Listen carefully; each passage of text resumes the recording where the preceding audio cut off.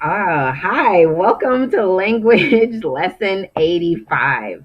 So, today we're going to talk about helping verbs and irregular verbs. But before we do, let's do a quick review of all of our helping verbs. I want you to say the helping verb as I show it to you on our little flashcards. Ready?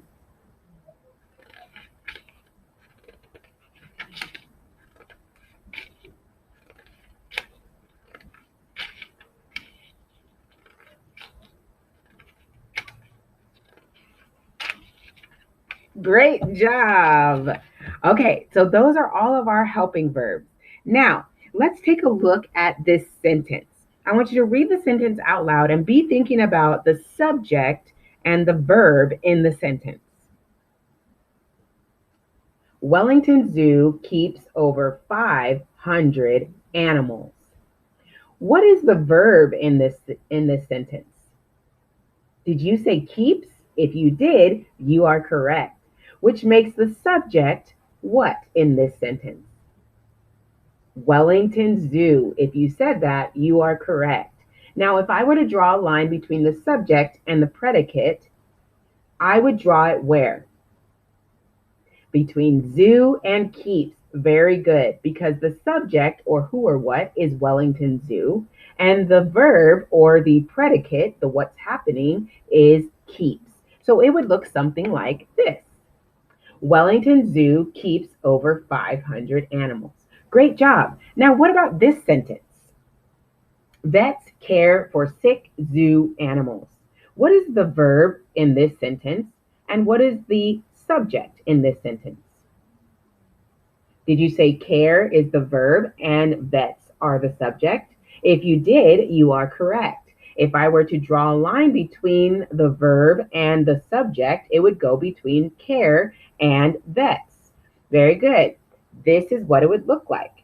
Vets care for sick zoo animals. Great job. Now, let's review even further. Last time we got together, we talked about the verb phrase. Remember, the verb phrase has a helping verb and the main verb in the phrase, making it the verb phrase. Okay, so look at this sentence here.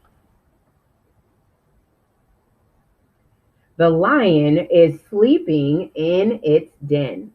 What is the verb phrase in this sentence? Did you say is sleeping? If you did, you are correct, which would make the subject what in this sentence? Did you say lion? Great job. The lion is sleeping in its den. I've shown this by separating the subject and underlining the verb phrase twice and the subject once, and drawing a line between the subject and the verb.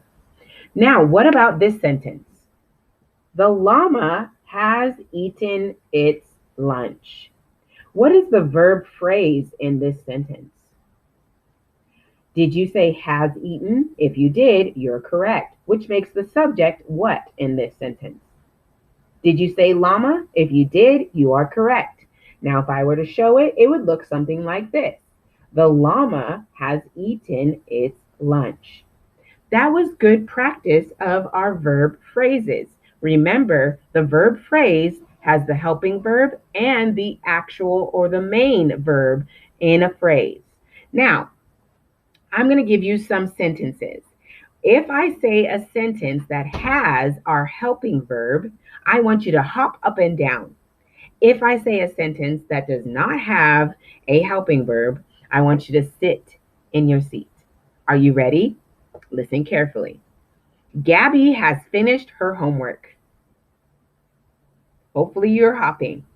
The weeds had grown tall. You should be jumping. Henry played baseball last spring. You should remain seated. We have struck out, said the baseball coach. You should be jumping. One more. Wyatt ate his lunch. You should have remained seated. Great job reviewing our subject and verb phrases.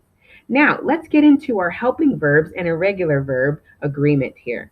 So, I want you to take a look at the first column here of these verbs: grow, blow, know, fly. Now, what do you notice about these verbs? If you said that they're all present tense, you are correct. Now, each of these verbs in this first column tells us about the action that's happening right now. The wind blows, flowers grow, you know a poem, birds fly. None of these verbs need a helping verb to tell us about the action that is happening. Now, take a look at this column: grew, blew, knew, and flew. Now, what do you notice about these words? If you said that they're past tense, you're correct. Now, each of these verbs tells us about an action that has already happened.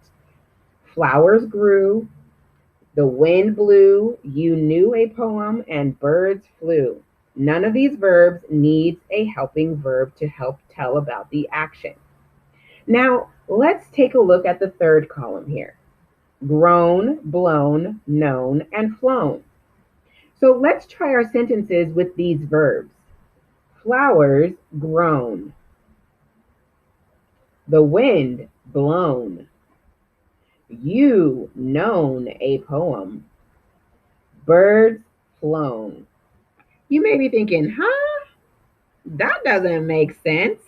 If you were, that's correct. It doesn't make sense. So these words or these verbs need that helping verb to help us tell or know what action is happening in the sentence. So it would sound better if we put a helping verb with these verbs. So let's try it in our sentences again, but this time we're going to use a helping verb. So for the first one, I could say, flowers have grown. The wind has blown.